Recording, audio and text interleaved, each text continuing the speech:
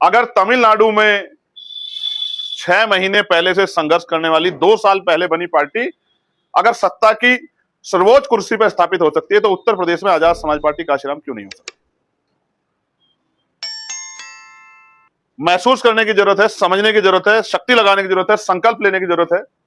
हम लोग भी वो कारनामा उत्तर प्रदेश में कर सकते हैं और करेंगे, क्योंकि उत्तर प्रदेश में 12-14 साल से जिस तरह का अन्याय का, आतंक का, जुल्म जाति का राज चल रहा है, वो उससे हम लोग पीड़ित हैं। हमारे मन में भी इच्छा है इस जुल्म जाति की सरकार को बदलने की। आप महसूस करके देखो, अगर तमिलनाडु के लोग ये सोचते कि भाई विजय को ताकत देने से हम कमजोर हो जाएंगे, ये कमजोर हो जाएगा, ये दल कमजोर हो जाएगा, हमारा नुकसान हो जाएगा, तो क्या आज टीवी के इतनी बड़ी पार्टी बन पाती? क्या वहां के लोग बुद्धि नहीं रखते हैं? क्या उन लोगों में दिमाग नहीं है? क्या उन लोगों को अपने प्रदेश के, अपने लोगों की चिंता नहीं है? लेकिन जनता बदलाव चाह रही है, और बदलाव सिर्फ सत्ता का नहीं, सत्ता के साथ उस व्यवस्था का भी जो आदमी से आदमी को लड़ाने का काम कर रही है, जो धर्म के आधार पे, जाति के आधार पे, क्षेत्र के आधार पे, लिंग के स्थान के आधार पे भेदभाव करती है और जुल्म जाति करती है। और जिस व्यवस्था में आजादी के 75 साल बाद भी हम लोग रोटी रोटी के लिए मजबूर। उन चुनावों के परिणाम का दिन था,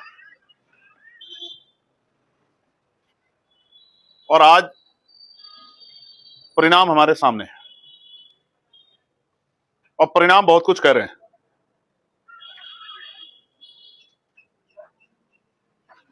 इन परिणामों का आकलन करना, चिंतन करना, इन परिणामों से सबक लेना हर राजनीतिक दल की जिम्मेदारी। एक बड़ा सवाल यह आता है कि आजाद समाज पार्टी के आने से हमारे वोट बढ़ जाएंगे, हमारा नुकसान हो जाएगा, हम कमजोर हो जाएंगे, हम ताकत में नहीं आ पाएंगे। ये बहाने हैं उन लोगों के लिए जो काम नहीं करना चाहते हैं। जो काम करना चाहते हैं उनके पास कोई बहाना नहीं है। इसका उदाहरण तमिलनाडु है। तमिलनाडु में जो पार्टी 2 साल पहले बनी, 6 महीने के अंदर जिसने यात्रा, कार्यक्रम, पॉलिसी बनाकर अपनी पार्टी का पावर में आने पे पार्टी क्या करेगी, ये बात लोगों तक पहुंचाकर, और तमिलनाडु जो वैचारिक आंदोलन की धरती है, जहां ईवी पेरियार रामा नायकर स्वामी का आंदोलन, द्रविड़ आंदोलन इतना मजबूत है कि आज भी भारतीय जनता पार्टी, जो देश की सबसे बड़ी पार्टी है, केंद्र में है, बंगाल का चुनाव जीत के, उसको 1 सीट मिली है इंडिविजुअल तमिलनाडु में। वहां 2 साल पहले बनी पार्टी, जिस पार्टी के मुखिया का नाम है जोसेफ विजय चंद्रशेखर, इंग्लिश में वो लिखते हैं CJ विजय, यानी कि चंद्रशेखर जोसेफ विजय, ये उनके पिता का नाम। उस पार्टी ने अपने संघर्ष से उस आंदोलन की धरती पर अपनी पार्टी धरती से मौका मिला है। अगर तमिलनाडु में 6 महीने पहले से संघर्ष करने वाली 2 साल पहले बनी पार्टी अगर सत्ता की सर्वोच्च कुर्सी पर स्थापित हो सकती है, तो उत्तर प्रदेश में आजाद समाज पार्टी कांशीराम क्यों नहीं हो सकती? महसूस करने की जरूरत है, समझने की जरूरत है, शक्ति लगाने की जरूरत है, संकल्प लेने की जरूरत है। हम लोग भी वो कारनामा उत्तर प्रदेश में कर सकते हैं और करेंगे, क्योंकि उत्तर प्रदेश में 12-14 साल से जिस तरह का अन्याय का, आतंक का, जुल्म जाति का राज चल रहा है, वो उससे हम लोग पीड़ित हैं। हमारे मन में भी इच्छा है इस जुल्म जाति की सरकार को बदलने की। आप महसूस करके देखो, अगर तमिलनाडु के लोग ये सोचते कि भाई विजय को ताकत देने से हम कमजोर हो जाएंगे, ये कमजोर हो जाएगा, ये दल कमजोर हो जाएगा, हमारा नुकसान हो जाएगा, तो क्या आज टीवी के इतनी बड़ी पार्टी बन पाती? क्या वहां के लोग बुद्धि नहीं रखते हैं? क्या उन लोगों में दिमाग नहीं है? क्या उन लोगों को अपने प्रदेश के, अपने लोगों की चिंता नहीं है? लेकिन जनता बदलाव चाह रही है, और बदलाव सिर्फ सत्ता का नहीं, सत्ता के साथ उस व्यवस्था का भी जो आदमी से आदमी को लड़ाने का काम कर रही है, जो धर्म के आधार पे, जाति के आधार पे, क्षेत्र के आधार पे, लिंग के स्थान के आधार पे भेदभाव करती है और जुल्म जाति करती है। और जिस व्यवस्था में आजादी के 75 साल बाद भी हम लोग रोटी रोटी के लिए मजबूर। रोटी, कपड़ा, मकान के अधिकार संविधान देता है,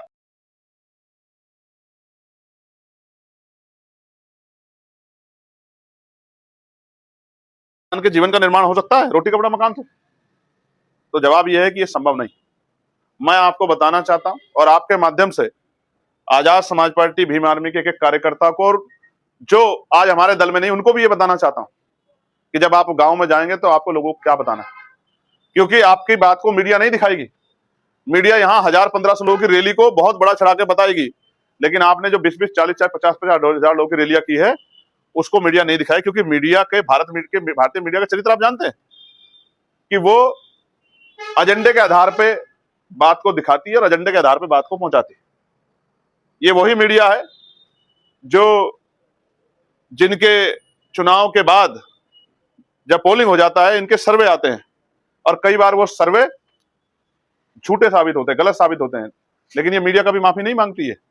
ये नैरेटिव बनाती है, माहौल बनाती है, लोगों की भावनाओं से खेलती है, छोटी छोटी घटनाओं को बड़ी बड़ी घटना करके सांप्रदायिक माहौल को बढ़ावा देती है और उसके बाद कई ऐसी घटना हो जाती, कई लोगों की जान चली जाती है। इस मीडिया कोई फर्क नहीं पड़ता। लेकिन मैं आपसे कहना चाहता हूं और आपके जरिए पार्टी के हर एक कार्यकर्ता से, प्रदेश के हर एक व्यक्ति से, किसान से, मजदूर से, महिलाओं से, नौजवानों से और बहुजन समाज के हर वर्ग से कहना चाहता हूं कि आजाद समाज पार्टी पावर में आने के बाद इस तरह के बदलाव करेगी जिस तरह के बदलाव से आपके और आपके बच्चों के जीवन में, आपके परिवारों के जीवन में ऐतिहासिक परिवर्तन होगा। कैसा?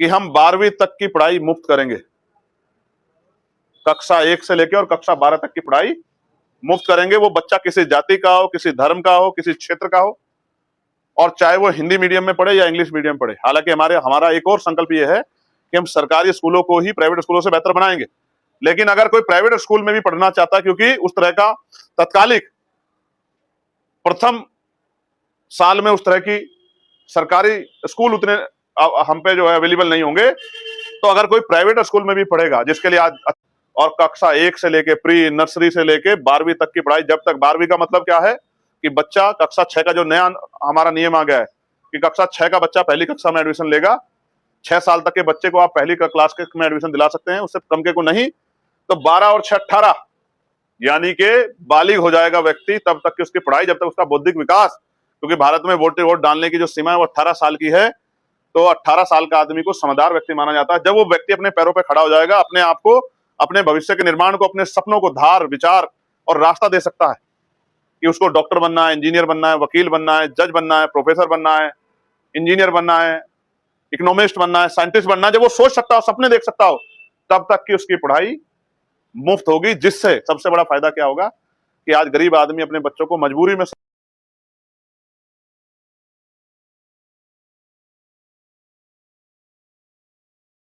इंग्लिश मीडियम की पढ़ाई होगी, तो आप देखना गरीब के बच्चों को भी आगे बढ़ने के लिए बेहतर विकल्प मिलेंगे। उसको किसी आगे हाथ नहीं फैलाना पड़ेगा, उसको मजबूर नहीं होना पड़ेगा, उसके माँ बाप को अपने बच्चों को पढ़ाने के लिए अपना पेट नहीं काटना पड़ेगा। मेरी बात को आप याद रखना। हम ये सुनिश्चित करेंगे कि पैसे की कमी के कारण या इलाज की कमी के कारण किसी की जान ना जाए, कुछ भी हो जाए,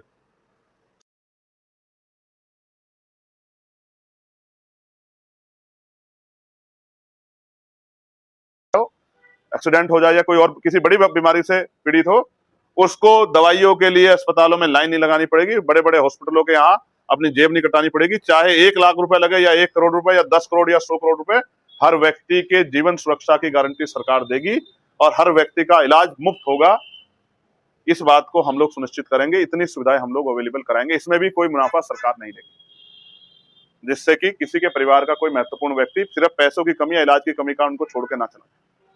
तीसरा और सबसे महत्वपूर्ण, हमारी सरकार यह सुनिश्चित करेगी कि सबकी सुरक्षा होगी। जो सुरक्षा आज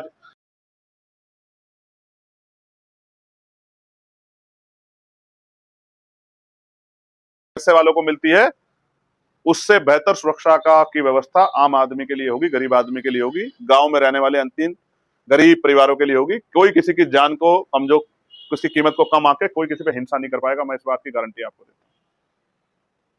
एक तरफ चाहे कितना बड़ा मजबूत आदमी हो, दूसरी तरफ चाहे कितना कमजोर आदमी हो, अगर कोई उनका वाद विवाद होगा तो प्रदेश की सुरक्षा व्यवस्था का माहौल ऐसा होगा कि वो उससे मुंह से वाद विचार तो कर सकता है लेकिन हिंसा नहीं कर पाएगा। इस बात की गारंटी सरकार देगी। हर व्यक्ति की जीवन रक्षा करने का काम सरकार करेगी। सिर्फ जीवन रक्षा नहीं, उसकी धार्मिक स्वतंत्रता, उनके धार्मिक स्थलों की स्वतंत्रता, चाहे वो हिंदू हो, मुसलमान हो, सिख हो, जैन हो, हर धर्म की धार्मिक स्वतंत्रता उनकी मान्यताओं का संरक्षण, उनके धार्मिक स्थलों का संरक्षण करने का काम हमारी सरकार करेगी। और जो परमिशन बाबा साहब अम्बेडकर की जयंती पे नहीं मिलती है, बंद कर दी गई है, जगत गुरु सतगुरु रविदास जी की शोभा यात्रा की नहीं मिलती है, सभी धर्मों का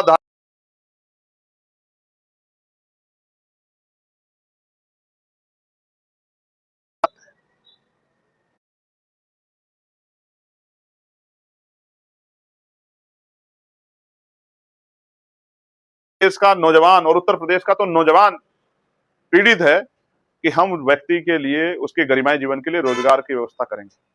जो बैकलॉग है उसको हम भरने का काम करेंगे।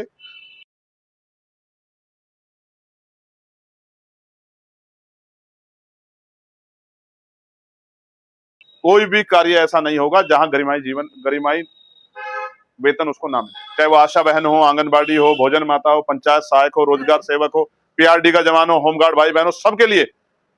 और जब तक रोजगार की व्यवस्था नहीं होती तो रोजगार भत्ता कम से कम 4,000 रुपए सरकार देने का काम करेगी। ये भी इस बात का भी मैं आपको विश्वास है। रोजगार क्यों जरूरी है कि आपने पढ़ाई कर ली है, अपनी तरफ से अपने आप को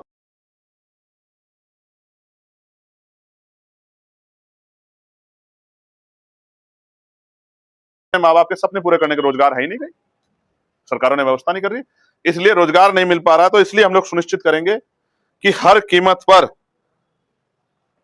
प्रत्येक व्यक्ति को रोजगार मिलना ही चाहिए।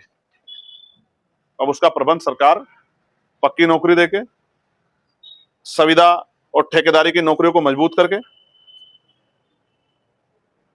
लोन देके, कृषि और उद्योगों को बढ़ावा देके, हर वो प्रयास करके, स्किल डेवलपमेंट कार्यक्रम चला के हर वो प्रयास करके करेगी जिससे कोई भी परिवार रोजगार से अछूता ना रहे, जिसको किसी आगे हाथ फैलाना पड़े। हमारी सरकार महिलाओं का सशक्तिकरण, इस सरकार के झूठ की तरह नहीं, वास्तविक सशक्तिकरण, उनकी रक्षा, उनकी सुरक्षा सुनिश्चित करेगी। किसी बहन बेटी का अपमान और उन पर हिंसा ना हो, और हिंसा करने वाला किसी जाति धर्म का हो, किसी परिवार से जुड़ा हुआ हो, वो चैन से रात को घर नहीं सोएगा। ये सुनिश्चित करेगी 24 घंटे के अंदर अगर कहीं कोई घटना हुई है तो उसमें अपराध दायर करा के उस व्यक्ति की गिरफ्तारी 24 घंटे के अंदर सुनिश्चित हो, इस बात की व्यवस्था सरकार करेगी। और पीड़ित परिवार की सुरक्षा हो, उसके अंदर भय का, डर का माहौल ना हो कि सामने वाला मजबूत है, ये भी सुनिश्चित करोगी। और महिलाओं को घर पे रोजगार, और जो बुजुर्ग महिलाएं उनको पेंशन, जो आज 500-700 रुपए मिल रही है, उसको बढ़ा के 3,000 रुपए पेंशन करने का काम आजाद समाज पार्टी करेगी। उससे आगे बढ़ते हुए किसानों का ऋण माफ, किसानों का ऋण जो है वो माफ करने का काम सरकार करेगी। किसानों को नए अवसर और बहुत सारे इस तरह की जो नए बीज, नई जो है नीतियां बना के, नई जो है उस तरह की पॉलिसी लाके किसान को अपने पैरों पर खड़ा करने का काम करेगी। जिस दिन गांव का किसान अपने पैरों पर खड़ा हो जाएगा तो बहुत सारे रोजगारों का सृजन अपने आप गांव तक हो जाएगा। खेती किसानी को बढ़ावा देगी। गन्ने का मूल्य, जिस तरह पश्चिम में गन्ना है, गन्ने के मूल्य में बड़ा बदलाव करके गन्ने के मूल्य को बढ़ाएगी। और जो अन्य खेतियां है उनको भी गवर्नमेंट खरीदने का काम करेगी, उनकी फसल को, उसकी लीगल गारंटी देगी एमएसपी की। फिर उसके साथ मजदूर को न्यूनतम वेतन सुनिश्चित करेगी। ऐसा नहीं कोई मजबूत आदमी 200 रुपए में, 150 रुपए में काम करा ले। एक